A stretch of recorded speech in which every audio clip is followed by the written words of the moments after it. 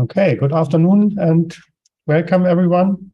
It's very good to have you with us again after a sort of longer break over the summer and early autumn. Just to say, in case you're not familiar with this seminar, so we're essentially running two seminars in one here at the moment, at least for this particular installment.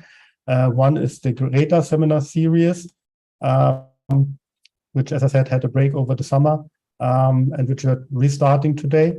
And the other one, because it happens to be at the same time and the slot was free, is the computing seminar at the University of Leicester. Okay, so we have people here who are not regular visitors in this seminar, but who are members of the computer science department, or rather, as it's called now, the School of Computing and Mathematical Sciences at Leicester. Okay, so we have a bit of a mixed audience, but I think the talk here is very good for this particular type of event because it has both the graph rewriting background and also some sort of general interest in software engineering. So I'm very happy we have this talk today. So it's my particular pleasure to welcome Luciano today as a speaker to restart our series. We've just exchanged a few notes and memories and worked out that it's probably 20 years ago that Luciano visited me, or more than 20 years ago, in fact, that Luciano visited me when I was still in Paderborn, and which was the start of a long collaboration that we had, also residing in some papers that he may mention later. So Luciano is an expert in software engineering in general and sort of more particular software architectures and software management. He'll talk about that, of course. He's at Politecnico Milano and has been there ever since his PhD, as far as I understand. So maybe he will say something about that as well. So very stable from that point of view. Yeah, and as I said, it has a long history in working in graph transformation, although he originally comes from a more sort of applied software engineering background. And so looking at the applications of graph transformations in software engineering, among other things. So yeah, thanks for joining us, Luciano, and please take over from here. Okay, thank you very much, Rifle. So I hope you can hear me. It's always a pleasure, first of all, we are university professors, so we are always happy when we can show off a bit. But, in this specific case, I'm really happy because, it's an opportunity to, first of all, meet, even if, in a virtual way, an old friend, also, have memories of the old days and so many different things. So my presentation is actually divided in two parts. So the real part, so the real presentation is about this work. So this paper, Raiko asked me to, actually, first of all, he asked me to have a copy of the paper, and then he asked me to give a presentation of this work we did at Politecnico a few years ago, which is about the efficient dynamic updates of distributed components through version consistency. So as you can clearly understand from the title, there's nothing about graph transformation, graph rewriting, or graph grammars. But actually, as you will see in a few minutes, graph transformation rules, they are the formal, how can I say, the way we formalized everything. And so they play a very significant role in this work. Anyway, let me start by saying that, first of all, I should explain this big flower here. So in the presentation, there are some pictures here and there, and I am the photographer. So at least if you don't like my presentation or if you don't like my work as a software engineer, you might like my pictures. And if you want to see more, I'm now a social guy, so I'm on Instagram, and that's my account where I declare that I'm a university professor for a living. I'm a traveler at heart, and all the pictures you see on my account are mine. But anyway, this is a very stupid and silly way to start. So being more precise about who I am, so I'm a full professor according to the usual academic hierarchy at Politecnico di Milano. You can say Technical University of Milan. And I'm part of a big department, and among the 6 sections of the department, we have the computer science one. When I was, as Raiko correctly said, most of my professional career has been at Politecnico because I studied at Politecnico. I got my master's degree from Politecnico, then my PhD, and then the usual hierarchy: assistant, associate, and full professor. But I also had the pleasure to spend a period in the US at the University of Oregon. So if you don't know where it is, maybe where California is. So Oregon is north of. It's between Washington State and Washington State and California. I also had the pleasure to visit Raiko, and so I spent a period in Paderborn. So when Raiko was in Germany, and then because of a kind of strange agreement we had with Tongji University in China, I also spent a period in China. I am a software engineer, so I've been, so my research has always been in the wide area of software engineering, so dynamic software architectures, service and cloud-based systems, in these days, mobile applications. And, as Raiko was saying, I have always done my best to try to be, let's say, at least a bit formal. I cannot say formal in these contexts. And so that's why, I started learning and using graph transformation. I'm definitely much more a user than the person in charge of developing theories and new theoretical results. So if you are curious about this picture, I'm not the photographer in this case, but it's me when I was a kid, or as I'm used to say, before starting Politecnico.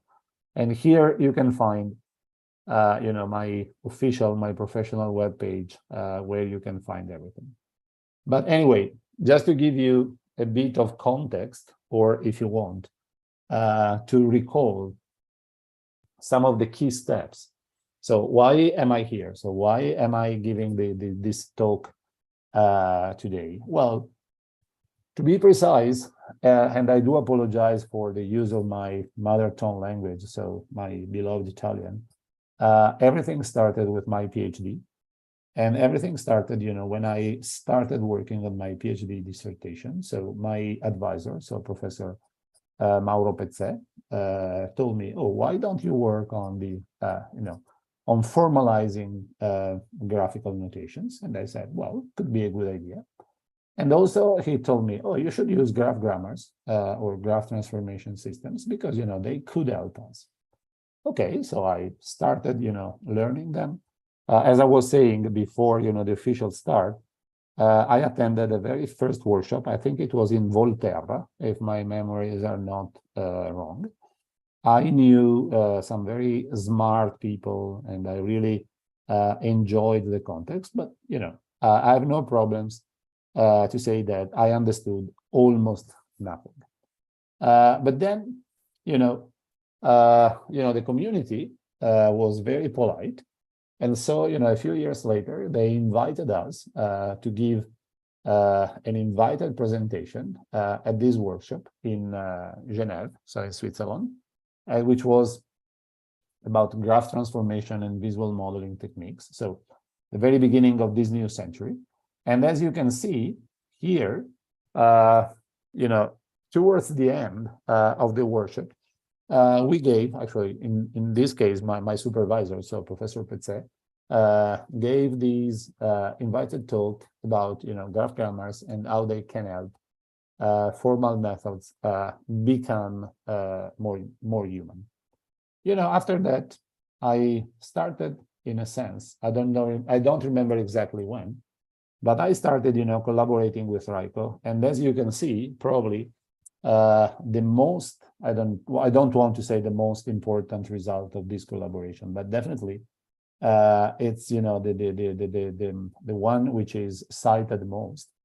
It's this tutorial introduction that we gave. I think we gave at least in 2 different cases at the International Conference on Graph Transformation, and also the corresponding paper is not bad. So 261 citations. So this is not really too bad. But also, well, I spent a period, as I was saying before, in Paderborn, where besides working with Raiko and also understanding the context, I also had the opportunity to work with Daniel Varro, who is another now very famous professor in the area of model transformation systems. In those days, Daniel was a PhD student, and also with Sebastian Töne, who was carrying out his PhD at Paderborn. And probably, again, this is, how can I say, the most famous outcome of the work we did in those days in Paderborn, which was presented, actually, I presented it at the ESEC FSE, so European Software Engineering Conference in Helsinki, long ago, because, we wrote it, actually, it was presented in 2003, and so it was written at least the year before. So as you can see, how can I say, I've been part of this community for more than 20 years. Probably I should easily say 25 years. I'm now 55, so in those days I was definitely much younger than now. And went back to Politecnico. As I said, I have always tried to use graph transformation, graph grammars, and this kind of formal means to try to tackle my software engineering problems. And so that's, this is the second part of my presentation. So the real presentation, which is about, the efficient dynamic updates of distributed components. So before I start, let me spend a few words on my co-authors, and also let me give you a bit of explanation about how this work, let me say, developed. So years ago, again, I think that the first paper we published was in 2011. So let's say close to 2010.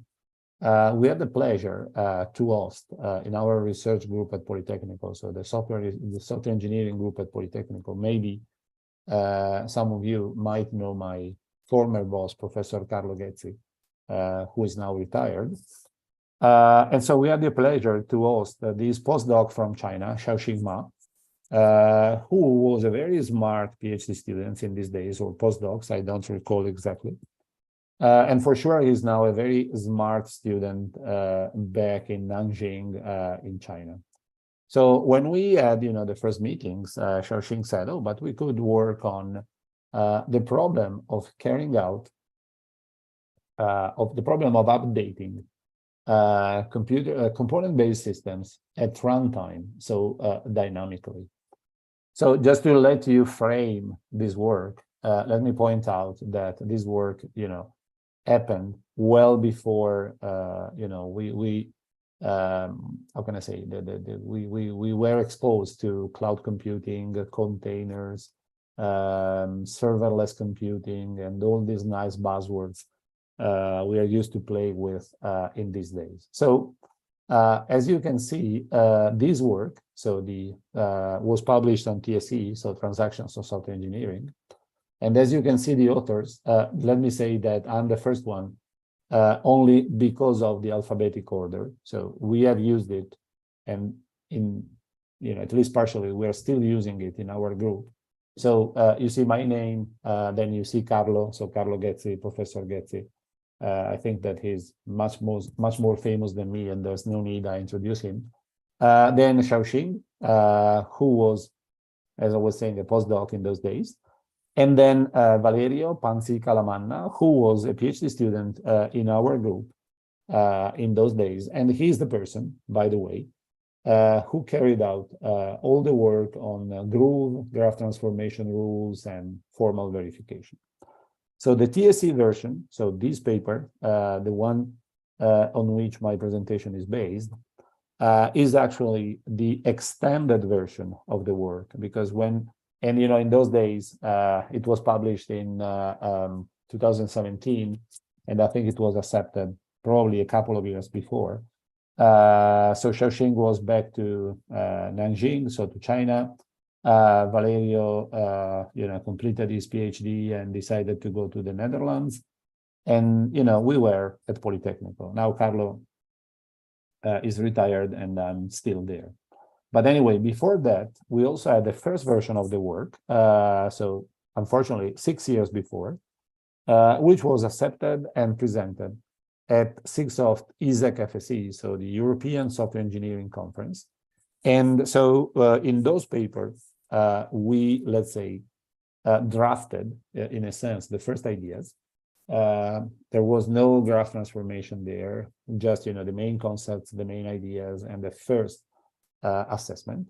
And then, given that, the paper was accepted and also, they said that, it was based on good ideas, we decided to carry out an extended version, and that's why we ended up publishing the final version of this work on TSE. So just to wrap up, without, the excellent work and the excellent ideas by Xiaoxing, and also the concrete work carried out by Valerio, this paper, this work, let's say, would not exist. Okay, so as I was saying, why is this paper, or why is this work related to graph transformation? There's nothing, related to graphs or transformations in the title. But as I said before, this paper, so the TSE one, is heavily based on graph transformation rules or a graph transformation system. We used Groove both to formalize our concepts and also to verify them. We also used Groove to implement a nice tool called version consistency checker, which is, or I should say, which was a tool a software engineer was able to use to understand the possible correctness of dynamic updates of her or his component-based systems. You see, let me say, some strange names. For example, in those days, you have to go back, let's say, some 5-7 years ago. This so-called service component architecture was a very nice and very popular architectural framework. Let's say, very component-oriented, very service-oriented. And so the work, we decided to implement our prototype and our framework called CONUP by means of these, by means of Tuscany, which was the SCA, so Service Component Architecture, implementation provided by the Apache Consortium. Clearly, SCA didn't fly. It's definitely dead technology, but I think that the ideas are still interesting and could be, for example, reshaped or tailored given the new technologies we have today. For example, containers, Kubernetes, or service-oriented computing. Clearly, we also evaluated the work done, and the fact that everything was modeled and validated by means of a graph transformation system helped a lot. So, why? What do we wanted? What did we want to do? Okay, so clearly the problem is clear. So we wanted to try to understand how to be able to change, how to be able to update the components of a given distributed system at runtime. Well, I think that it's still kind of common practice in many systems, or in many cases even today, but in those days, be aware that most of these updates were offline. So the idea was to say, okay, you have to change things. You can, shut down the system. You apply all the changes, maybe you test it, and then you restart from scratch. Given that it was already, 2015, 16, we wanted to do things dynamically, and we wanted to say, okay, we cannot just shut down a system every time we need to change one of its components. As I was saying, we are not part of the DevOps era or DevOps revolution, which was long after our work, but definitely you can think of applying these ideas even in this new context. So the work started from two very well-defined solutions called, as you can read here, quiescence and tranquility. And I'll be back in a second. But basically, the problem we wanted to address is that in those days, existing solutions for the runtime update of our components, they were not efficient. And efficiency can be measured according to two different values. One is called disruption. So you do not want to interrupt the operation of the whole system or of a significant part of the system if you only need to change one single component. So that's why disruption must be minimal. And also, we were interested in timeliness, so the delay with which the system is updated. You cannot say, oh, I need to change my component now. Let's wait for, let me exaggerate, let's wait for a couple of hours or a couple of weeks, and then eventually we can update it. This is not feasible. So according to these two dimensions, let me go back to the related work. So we started from two well-known solutions. One, by the way, created by two very famous people, professors and friends from Imperial College in London. So Professor Jeff Kramer and Professor Jeff McGee. So they proposed this idea of quiescence. So the precondition for being able to update a component is that all components that may, all computations that may traverse the component are blocked preventively. So they adopted something that was correct, and it can easily be proved to be correct, but it was very pessimistic. So they simply used static analysis to understand the dependencies, and they simply decided to block every possible dependency in order to be able to update a component. But clearly this is correct, but it's pessimistic, it's not efficient, because you end up blocking too many components or too many parts. So that's why Van der Vode, I hope that my pronunciation is good enough, and colleagues decided to build on top of it and proposed a so-called tranquility. So if a component is tranquil, then it can be updated. And instead of considering the static dependencies between components, they decided to move to consider dynamic dependencies.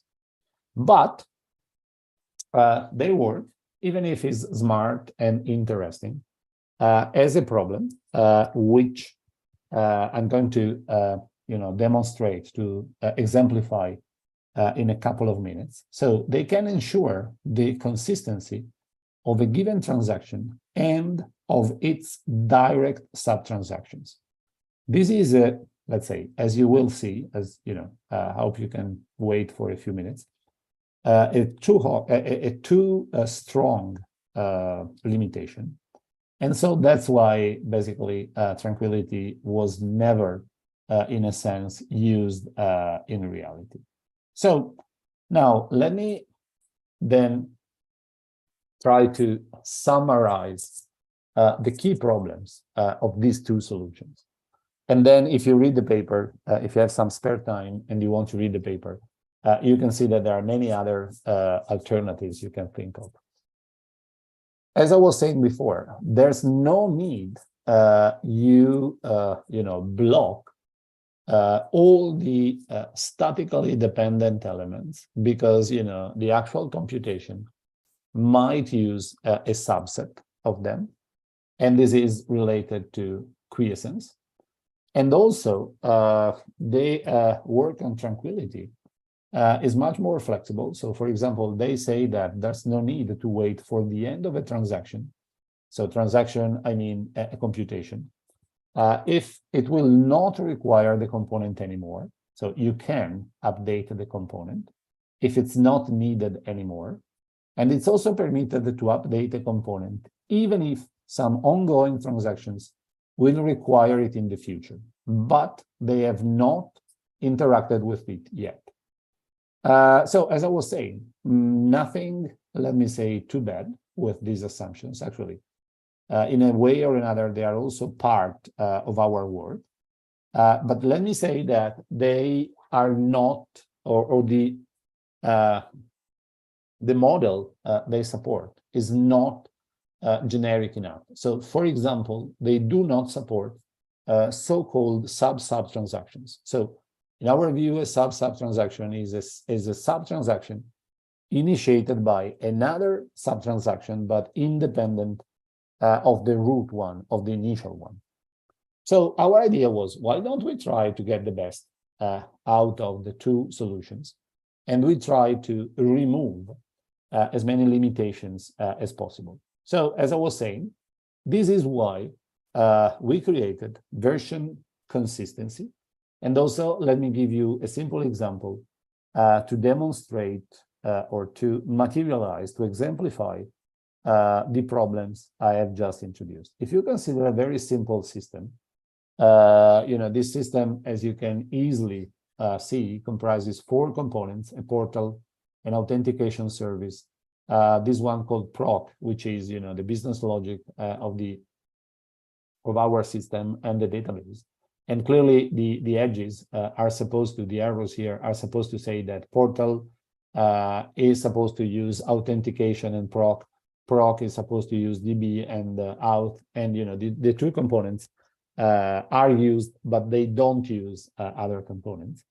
Let me give you a very simple scenario, and let me show you why the 2 approaches, let me say, have problems. So in this case, let's assume that you start from portal, you get a token to the authentication service. So portal asks for a token to the authentication service, which returns the token. That's okay. Then, portal wants to interact with proc, so with the business logic, but the business logic itself asks, the authentication service for a token in order to continue the interaction. Or if you want, it asks to the authentication service to verify the token provided by portal. So in this case, you see that here we do not, how can I say, comply with the model envisioned by Tranquility. Because in this case, according to their view, you are allowed to say that, you start T0, so the highest level transaction, when you have a given version of authentication, of the authentication service. Then, you get the token with a given version, and you verify the token with another version of the component. Let's assume you change it in between at time C. So in this case, clearly, if you get a token provided by a given version of the authentication service, and you verify the same token with a different version, I don't know, a different encryption algorithm, needless to say, you have a problem. The system doesn't work. The update is not safe, is not correct. But according to Tranquility, you can do that because you do not comply with the idea of having, a single root transaction with just a bunch of sub-transactions. You have, this part here, T3, which is not directly related to T0, but it's related to T2. If you consider the work by the 2 Jeffs, so if you consider, as I was saying, quiescence, This, their assumption, their solution can manage this case. So you would not end up being able to update the authentication service at time C. But the problem is that you must stop everything. And this is clearly too heavy. So now let's see how our idea version consistency works. So first of all, the first limitation we worked on was the idea of being able to consider a root transaction, its direct sub-transactions, but also the sub-transactions that depend, that come from, its sub-transactions. So direct and indirect sub-transactions. And also the idea was to try to define a way to retrieve this information automatically, and also to check version consistency automatically and locally, because otherwise, the solution would have been a nice, maybe theoretical result, but nothing usable in practice. Let me just, state or start from some assumptions. So our idea is that we are not interested in working on the correctness of the old or of the new version of the component that we want to update. So our idea, our hypothesis is that, the two versions are correct, or they are considered to be correct. Each update is always atomic and instantaneous. And also, the update of a component does not imply that the architecture, so the structure of the system, is supposed to change or can change. So the system architecture does not change. Clearly, a big issue, and also one of the toughest, points that we had to manage when we submitted the paper to TSE, is that our solution does not manage any internal state of the components. So given that, updates are atomic and instantaneous, we start from a state, we return that same state, and that's okay. One can think of more sophisticated solutions to manage, the idea that you must not only update the component, but also the running state, but this is not part of the work. Okay, now, I don't want to be too formal because I'm not. Let me say, I'm not able to do that, but also because I don't have time for it. But clearly, our solution is based on a few definitions and a couple of propositions that, I can only mention here. And then if you want, you can find a demonstration, hopefully the correct demonstration in the published version of the work. So in our idea, let me read the definition so I can be as precise as I can. So a dynamic update of a component C can only occur when C is idle. Let me say, this is obvious. So if C is busy doing something, serving some transactions, clearly it's not a good moment to change it, to update it. The update is specified as a tuple, sigma C, C prime, tau S, where sigma is the original system configuration. So we start from a working, running system with a given configuration. C is a component. That's clear. C prime is the new version of the component. S is the current state of component C. And tau is a state transfer function, a simple way or complex way, in a sense, we don't care, which can be used to identify the new state of component C prime given state S of component C. So this is our simple, straightforward definition of dynamic update. Then we can also say that a correct dynamic update is an update, so a tuple as defined before. So it's said to be correct if and only if all transactions that end before the update satisfy S, where S is the system specification before the update. All the transactions that begin after the update must satisfy S prime, so the specification after the update, while we can say nothing about the transactions that begin before the update and end after it. And so we can only accept that they either satisfy S or S prime. Then, first proposition, first demonstration in the paper. Thanks, Xiaoxing. So given an arbitrary dynamic update, such that, as I was saying, the corresponding offline update, where clearly you don't have a tau and you don't have a current state, is correct, and component C is idle in state S, the correctness of the dynamic update is undecidable. Well, this is, let's say, luckily enough, it's not the end of the story. And so we started working on, some automatically checkable conditions that are sufficient for the correctness of our updates by constraining when the runtime update can be performed. There's no need I repeat, the Luciano, yes. Quick question. So I appreciate that these problems are undecidable in general, but doesn't that depend on the notion of specification that you have? So what is the specification S? What expressiveness do you have there? What language do you use there? Well, good point. I don't think so. Because the way we demonstrated it depends on the fact that you can alt the algorithm, but no, I think it depends on the fact that you cannot prove it not only because you don't have a specification that is not, let me say, powerful enough. There are some intrinsic reasons.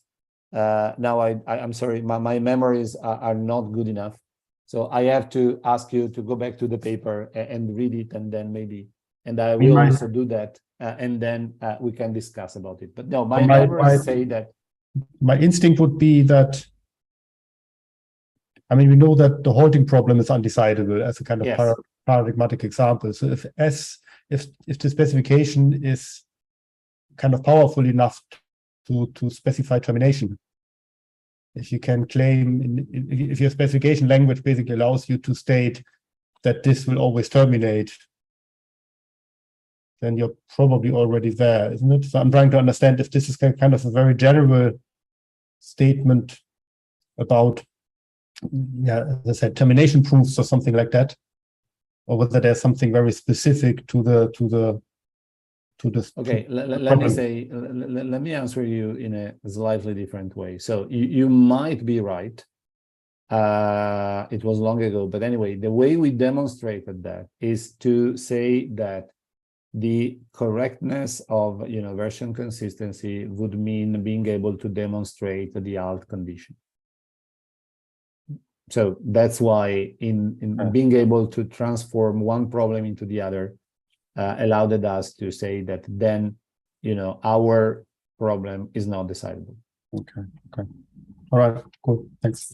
And I know that you are much more formal than I am, and maybe you have read my paper more recently than I've done, at least these details. But the paper, so the TSE paper, has our demonstration. I hope you can buy that. Okay. So as I was saying, our first idea of version consistency is that a transaction T is version consistent with respect to a given update, clearly defined as before, if and only if we don't have two transactions, T1 and T2. So XT is a simple way to identify a given root transaction along with all its sub and sub transactions. So sub transaction and sub transactions. dependent or independent sub-transaction. So basically, we want to say that transaction T is version consistent if we cannot find the two transactions T1 and T2, where HT1 means T1 is hosted on C and T2 is hosted on C prime, so on the new version. So we don't want to have a case where, let me put it in this way, in a very informal way, given a long articulated transaction, part of the transaction is executed on the old version of the component, and part of the transaction, so T2, is executed on the new version.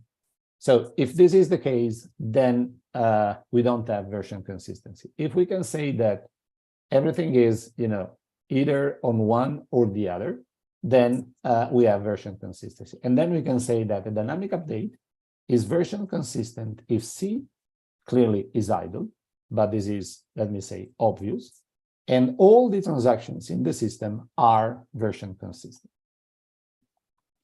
Now, if we go back to the usage scenario, we can identify, 4 different situations. So the first one is clearly A, and this is okay because, even if transaction T0 is already alive, and so Jeff and Jeff would say that everything should be frozen, given that, it's still here at the beginning, and so nothing, let me say, has happened, this is okay.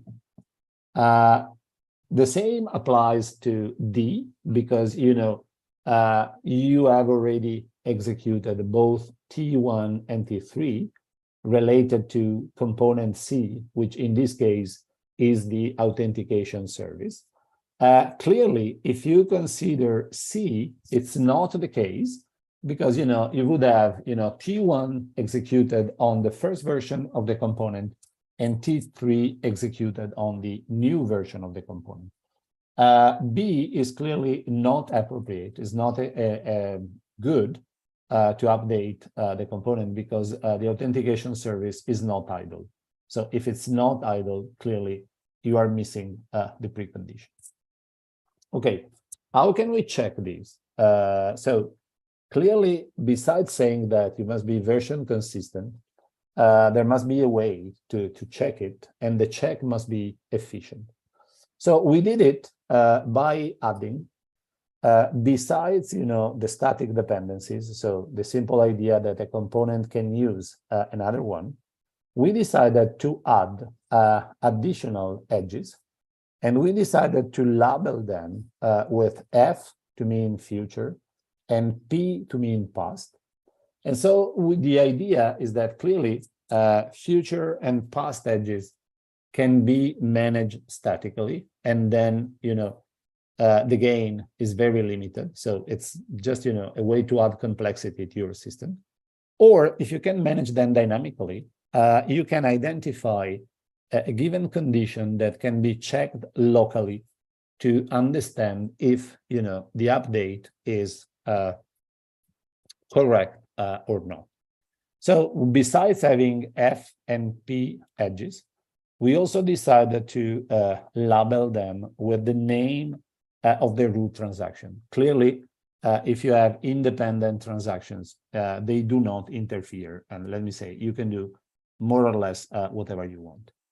So first point, in order to be able to manage future and past edges, the evolution, the management must be done properly. So a valid configuration requires these 3 aspects. So any future and past edge between 2 nodes cannot be created if there does not exist a static edge between the 2 nodes. A future edge, to mean something that, is going to happen, must be added before the first sub-transaction is initiated, and it cannot be removed as long as transactions hosted on C1 may initiate further transactions on C2. So source and target components. A passed edge, similarly, or in a kind of dual way. Okay, I have something. Okay, someone has to leave.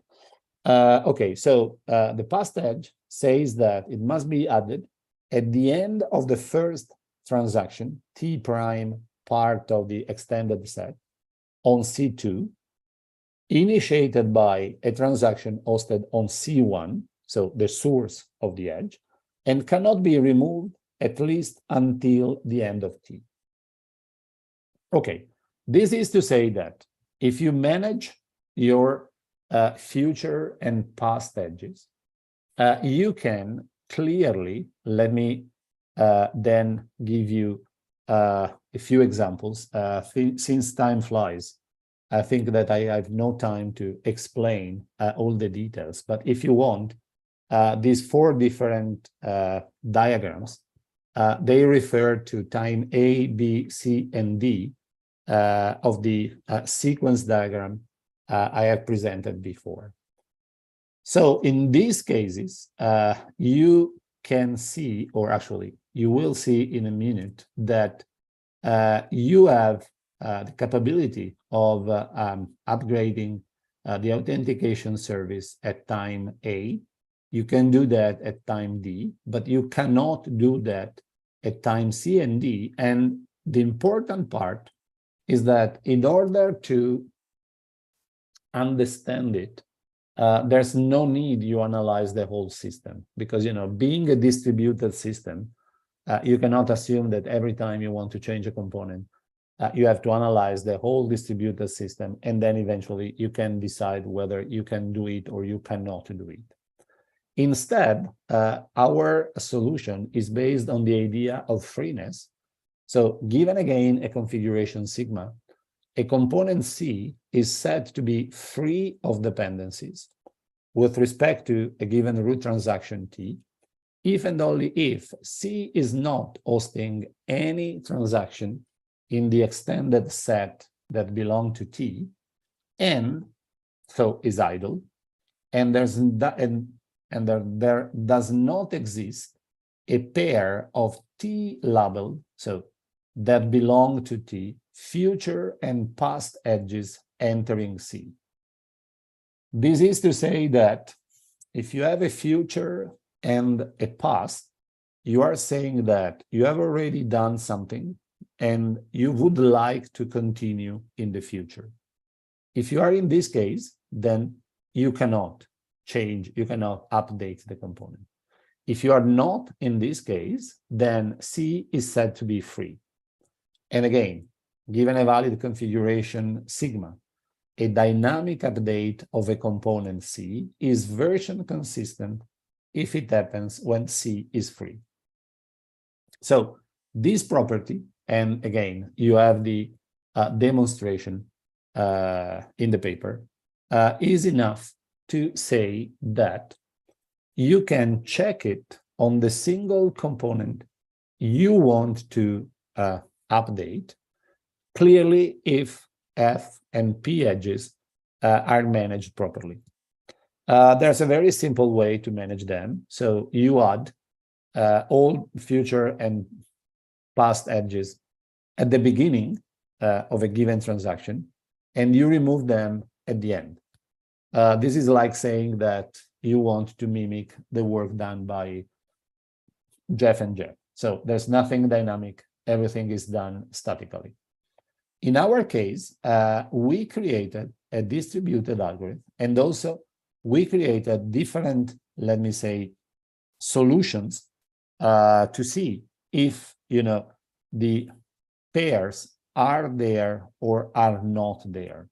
So clearly, if they are there, given, my definition before, so is not hosting, and there does not exist a pair.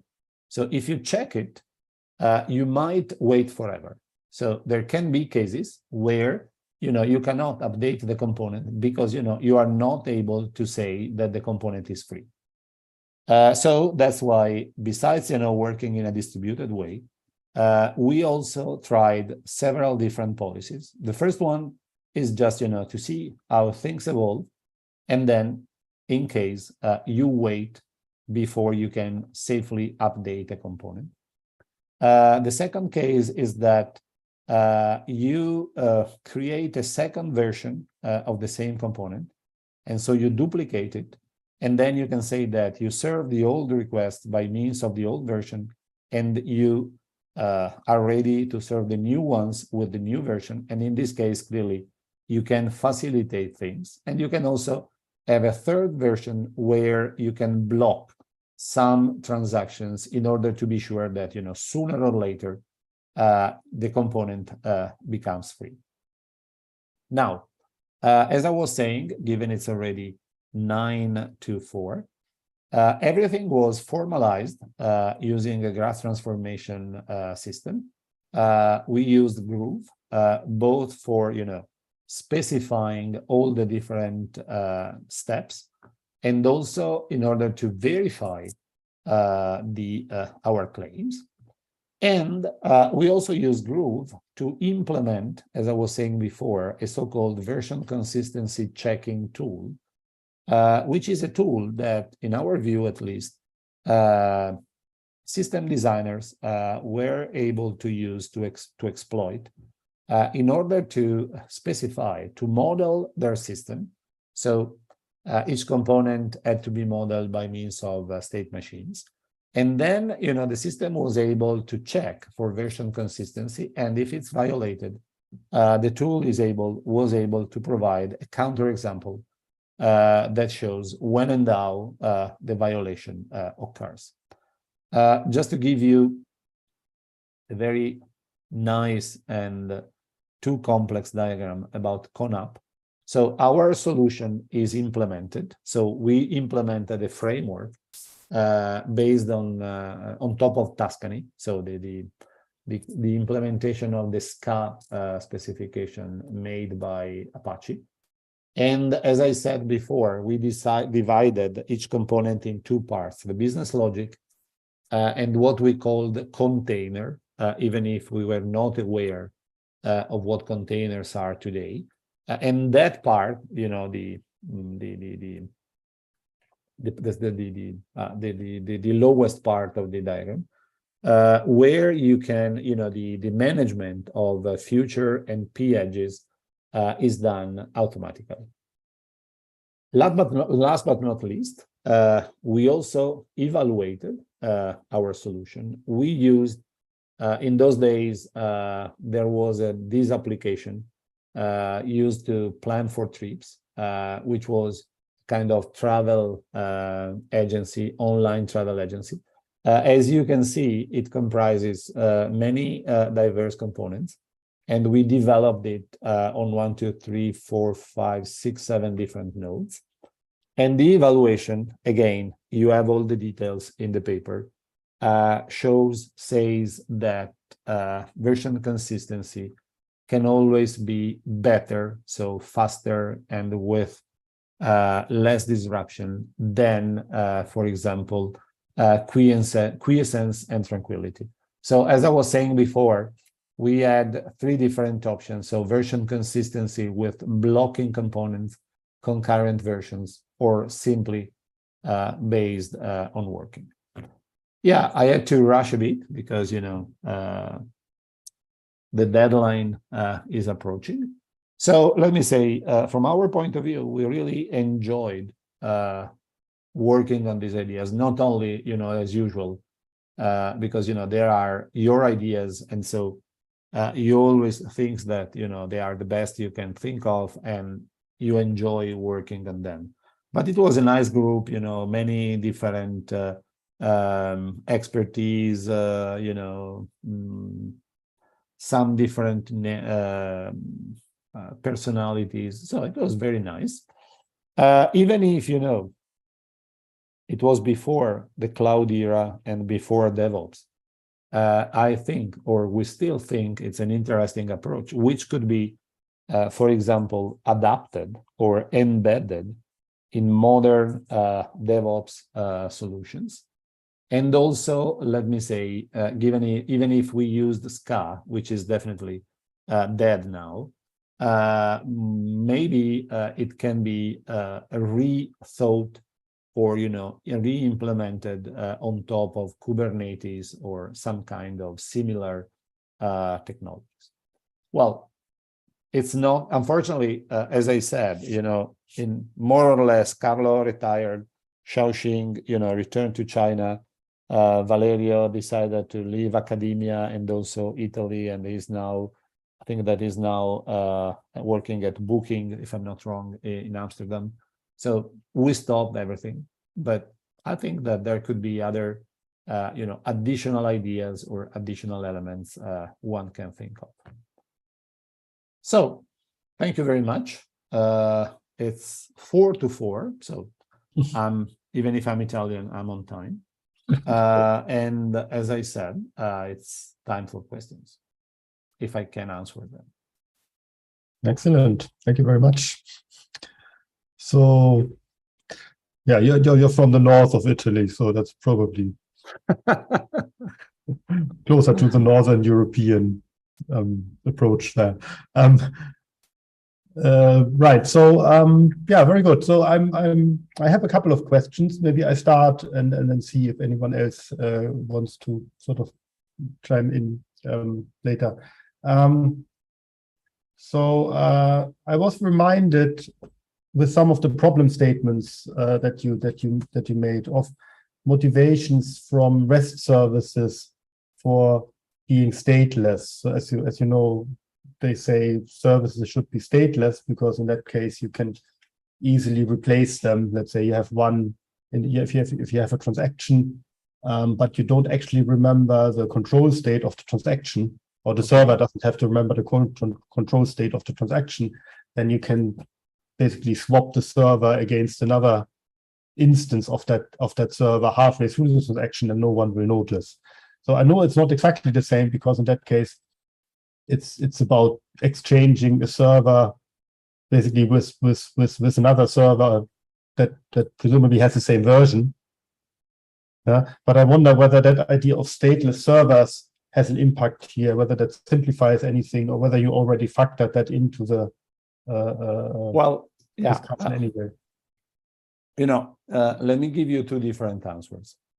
In these days, we are crazy for stateless components, function as a service, serverless computing. So in all these cases, in many, you tend to outsource state management, and so the computation is usually stateless. And so, for example, these solutions, so version consistency, let me say, I'm definitely biased, but would be perfect. As long as, the component in charge of managing the state can interact with both versions, so the old and the new one, you have no problems. In those days, instead, most of the components were stateful. And so one of the problems is that, when you change a component, so you move from version X to version X+1, you do not only, let me say, fix an error, but you change the internals. And then the state of the new version is not the same as the state of the old one. It's not just a matter of, transferring, let's say, a counter. If, the value was 5, you move a 5 from the old version to the new one, and you are done. But if you change the structure of the state itself, then you must provide a meaningful enough function to move from the current state of the old version to the current state of the new version. That's why we have tau in our definition. And this tau can be extremely simple in most of the cases when the structure doesn't change, or it can be very complex if you decide that besides moving from version X to version X+1, you also want to change the structure of the state. And if you want to do it automatically, it's not trivial. Okay. But in these days, where everything must be stateless, Yeah. So in a stateless, so just to sort of rephrase that. So that means what you're saying is that in a state, if you have stateless services or stateless components, you basically don't need the tau. Exactly. Okay. But you need the rest of the machinery anyway. It's just Yes. the tau that you're saying. Or, I need a very simple tau if you want. Okay. My problem is that, at least in those days, I think that, for example, Betty Cheng and some other colleagues, they had many papers, and they were carrying out a lot of work on how to automatically transform the state of components when you change the components themselves. Okay, yeah, that makes sense.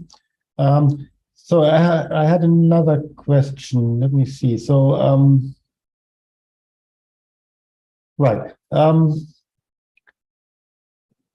Can you go back to that slide with the scenario, with the sequence diagram and the ABC sort of labels on that? Yes, give me a second. Come on. No, I think before. No, I know. Here you go. Yeah, that one.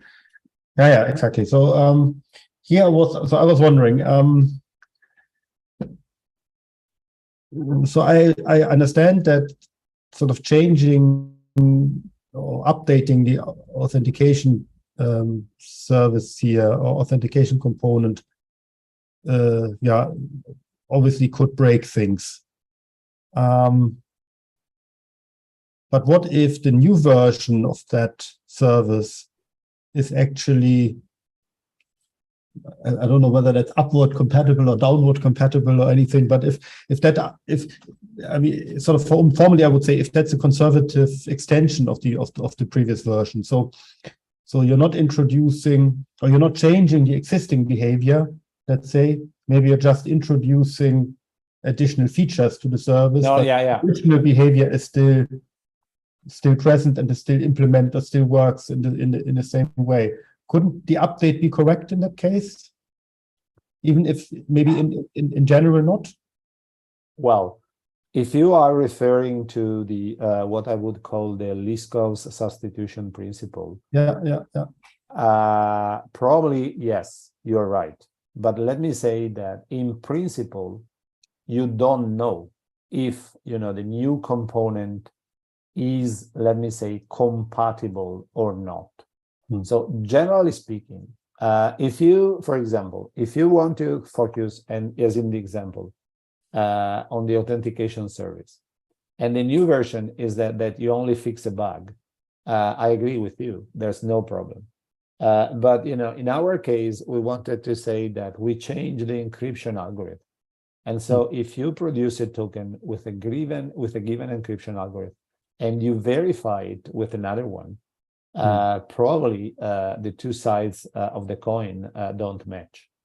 So generally speaking, either you have assumptions on the kind of changes you can apply, what you are saying, or you have to constrain when you can change the component, if you want to say that, well, as long as the component is correct, then you can update the old one. Okay. Right. So the assumption is, or you're basically the idea of your algorithm is that you don't want to rely on substitutability, because substitutability is too difficult to check in practice, something like that. So if you limit, if you constrain the substitutability, then clearly, you can increase the freedom. But if you do not want to say, I spend, days checking whether, the two versions are compatible, and then I decide that they are not, if it's always possible, you have to limit the freedom, and you have to say that you can only modify a component, let me say, before starting, after completing, and you cannot do it in between. So when you have a future and past edge at the same time, future and past edge at the same time, they say that you have already done something. So in this case, T1, but at the same time, you would like to do something else, T3, in the near future. So in order to be sure that, the future does not compromise the past or the other way around, we say that you cannot update the component. Okay. Yeah, that makes sense. Okay, excellent. So I think, we are 5 past or 6 past 3 now, so maybe we close the public part at this stage. And everyone who wants, so we're going off YouTube. Yeah, but so whatever follows from here is not recorded anymore, but we can all stay here and continue to discuss informally. Yeah, so thank you very much for attending, and thanks, Luciano, for your nice talk. And just to say that the next talk is, I think, on the 18th of November by Arendt, who will give sort of a brief history of proof. Essentially, I can't remember exactly what the title is, but you can find that out on the webpage. Yeah, so that will be very interesting because it basically explains the background of the tool, for example, that Luciano talked about here, that Luciano used as well for his development. Okay, so thank you very much, and I see you all again in 2 weeks. Okay. Raiko,